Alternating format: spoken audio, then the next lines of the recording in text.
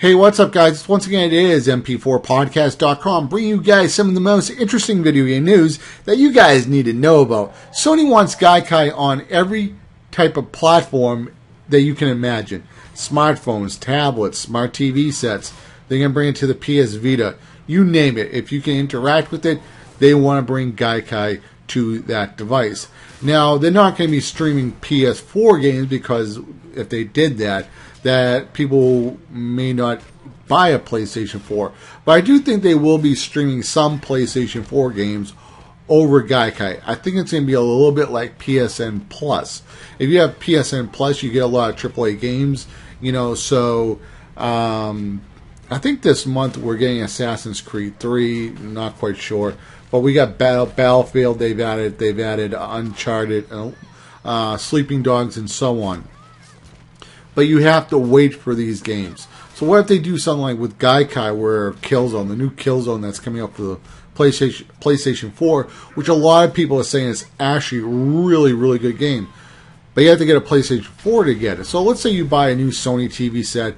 Maybe you buy a Samsung or whatever. Maybe somebody, Sony can make an app for these other TV sets. Boom. Let me play this Killzone game, whatever. And you're like, oh, this is really cool. And the new one comes out. And then, the new Killzone, which is, will be Killzone 5, whatever. Oh, I want to get that. Well, you have to wait 2 years for it to come to Gaikai. But you can see where if they started doing that, people would be more interested in buying a PlayStation 4 who might not be gamers.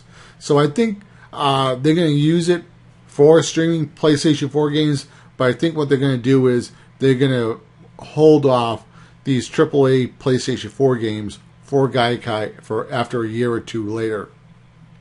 With a lot of people having smartphones, smart TV sets, and they're probably going to be building up a new audience of PlayStation gamers. Now, what do I think about Gaikai? I've actually played Gaikai a little bit back in the day when they were streaming PC games. I played Rainbow Six. You had to install a Java plugin. Worked pretty well. The only problem was, I guess it was a browser issue. The video was 4:3, but it ran really well. Now, I do have Sony Vegas, Rainbow Six Sony Vegas for the Xbox 360. It looked just as good. So I think Sony did a really smart move by buying Gaikai. And I think if they start streaming even PlayStation 4 games that are maybe about a year or two old to other TV sets and smart devices, and people can get a chance to play these PS4 games, and and then they're like, oh wow, I really like Uncharted 4, but now Uncharted 5 is coming out. Well, that's not going to be on Gaikai for about a year or two. I think I'm going to go pick up a PlayStation 4. So this is a really good move by Sony because it's going to allow people to try out this, Sony games and so on, or even games that aren't Sony, on the Sony platform. People will be able to try these games out.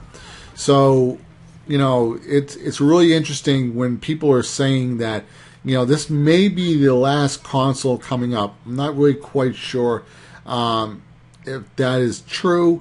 I would still like to have a dedicated console in the house because when you're dealing with internet, you have internet problems. If somebody else wants to watch a Netflix movie, somebody's downloading stuff, that can interrupt the cloud base. Just trying to stream 2 Netflix movies in HD in 2 rooms can sometimes be problematic. Just to let you guys know, I'm going a little bit off topic. I highly recommend the Linksys router, the highest end one. I can't remember the model number. But there are gaming routers out there, and what they do is they look at the packets and say, okay, gaming packet, media packet, and it knows how to manage the data going back and forth. So anyway, guys, let me know what you guys think about the Sony Gaikai cloud-based service. I think it's going to be a really good thing. And like I said, I tried OnLive. I really do like OnLive. The only problem with OnLive is that for the most part, it is a PC platform. And Sleeping Dogs right now on OnLive is $50. On Steam is $25.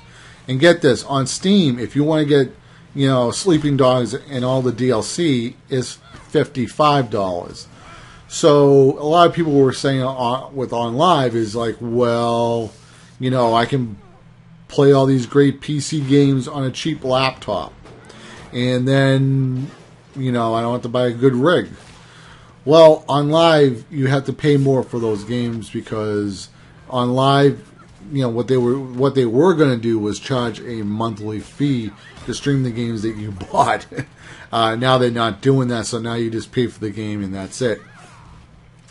But most people are buying decent enough computers nowadays to play these games anyway, so I don't really see OnLive doing too much better. And I wish the company did a little bit better.